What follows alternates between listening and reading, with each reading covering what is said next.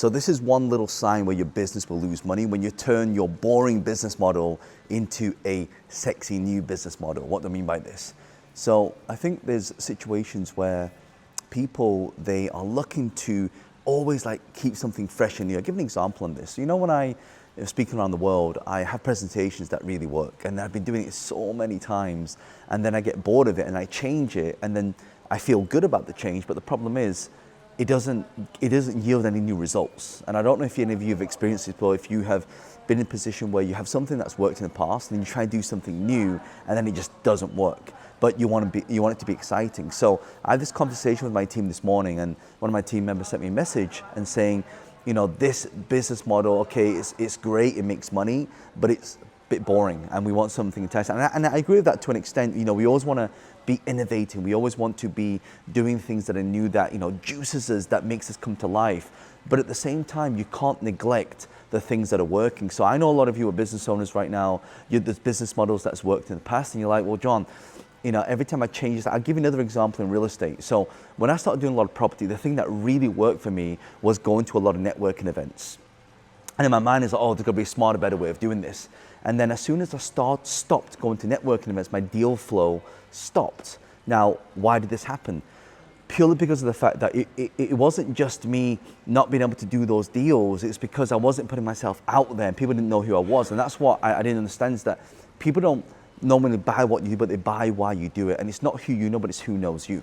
So a lot of the times when I started doing all these different business models, especially in real estate, it's kind of like the golfer who he plays golf, but he's a lawyer, and then all of a sudden, and his business is doing really, really well. And then when he stops playing golf, then the business doesn't do well. And what he's failed to understand is that actually it's the golf that's got him the deals and the contacts to come back to that business, to, you know, get more business. And that's why, you know, if you look at your current business model right now, you've got to start writing. So here are the things I look out for. Like, I write down what really works. Every time I do this, it produces a result. But every time I do this, it doesn't produce a result.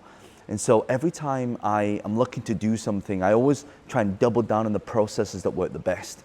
And quite often people always say to me, well, John, like, we should do something new. And here's one of the problems with monitoring all your competition. Like, you see what they're doing and then you try and change your existing model, your existing business model to meet it. Having them talk about, sometimes I think people, they just overcomplicate the process. We want to keep things simple, quick, to the point. And if we can do that, then we can, because if you've got a lot of different moving parts, it's really hard to scale all these different moving parts.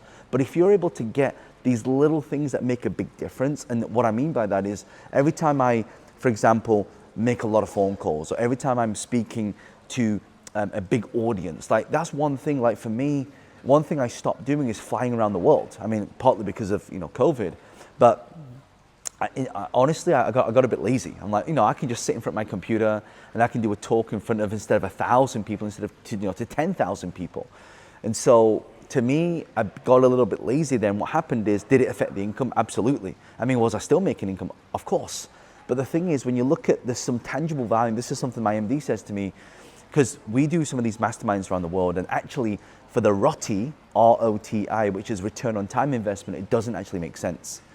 So do you know what I started to do? I started to tell the team, look, based on this activity, it doesn't make income, right? Or it's not as profitable as some of these other different business models. So then I said to him, we should just take it out. And then we worked it out. But actually there is a physical cost for us doing this, but we didn't measure the actual intangible profit that we'd get from it. And these are some of the things that for a lot of businesses, we don't really understand until we're actually doing it, until you stop doing it. You stop seeing the result of it, of when you're not doing it. Does that make sense? So I wanted to film this video for you because I know that a lot of you are looking for, what's that shiny object? What's that one thing I can do that can make a big difference? What's that one thing that's gonna excite me? And sometimes boring business models that are tweaked along the way. Don't forget, if someone sees that business model for someone who's fresh in that market, it will not be boring. It's only boring because you've been in it so long and it's working and, you know, nothing's changing and you're comfortable. Then what happens if you change it and then no income comes, no business comes in? Then you're in a different situation. So this is why I want you to start focusing on all the different things in your business right now that's working, your marketing, your sales, the business model, adapting. Now, please don't mistake this with not changing your business model when it needs to adapt. For example, if I was still selling VHS tapes, that business model probably still wouldn't be as good as if I now evolve to, streaming or evolve to some kind of, cloud content, right? So evolving when the time is right is also important, but also making sure that you're not cutting off the things that actually are the things that are working. And sometimes these are hard to figure out unless you cut them out. So a lot of times when I used to do a lot of these presentations, and I would do a presentation that would win a lot of business. And I'd do the same presentation but slightly tweaked because I got bored of it. Like, do you know what I realized? There was one time I was doing a talk, and every time I do this talk, it always bring in business. Like, people always contact me, they'd always follow me on social media, they'd always send me emails. And this time when I did it, because, and I know what happened, normally I'd have a 90-minute keynote, but it got cut down to 45 minutes. So do you know what I did? I went through my entire presentation and cut out all of the stories in my presentation. And you know what happened from that?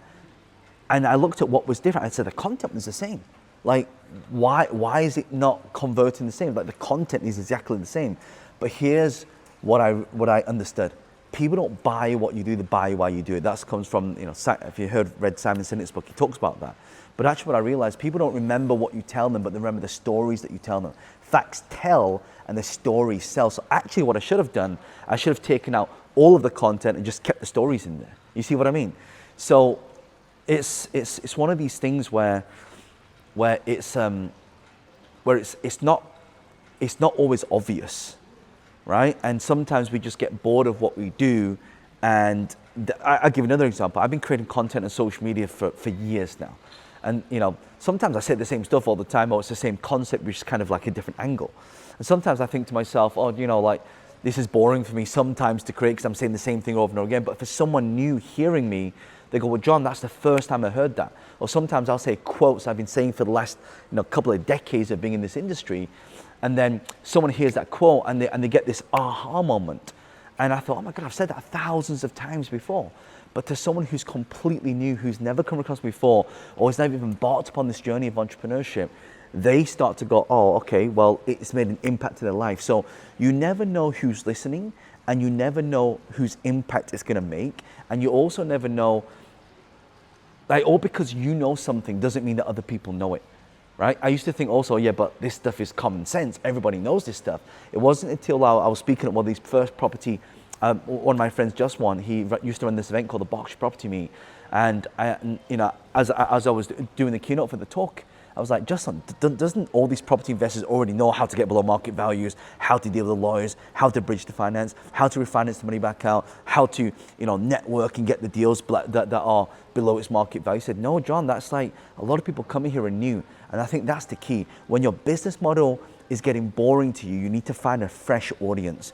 When you start seeing your business starting to tail off, you need to find a fresh audience. When you see your business stunting into those, what we call a plateau, you need to go to a new audience, a new community. And this is just something I figured out. And I just thought, if a lot of you can really focus on this, it will make a massive difference to the sustainability of your business as well.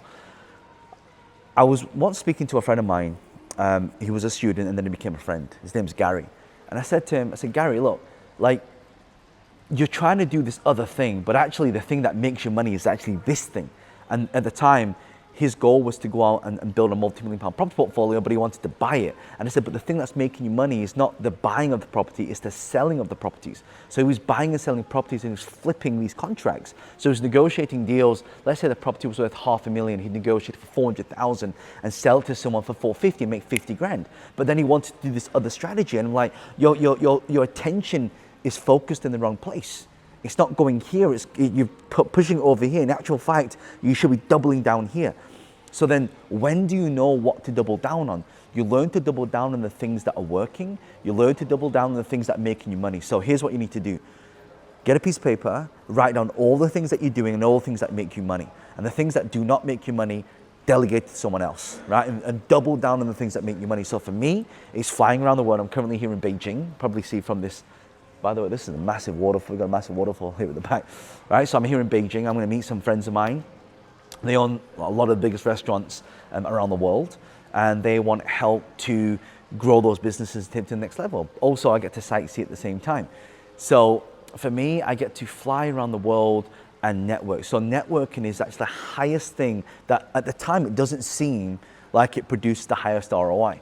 Like the first time you do it, it's like, it felt like a waste of time. But then it's not until 2 to 3 months or 6 months on that you start to see the fruition. That's what I mean by it's an intangible effort that is invisible that pays you back all the time. It's like my friend says to me, you know, when you lose money, your money goes into this ether of the universe, and that universe will pay you back when you're ready.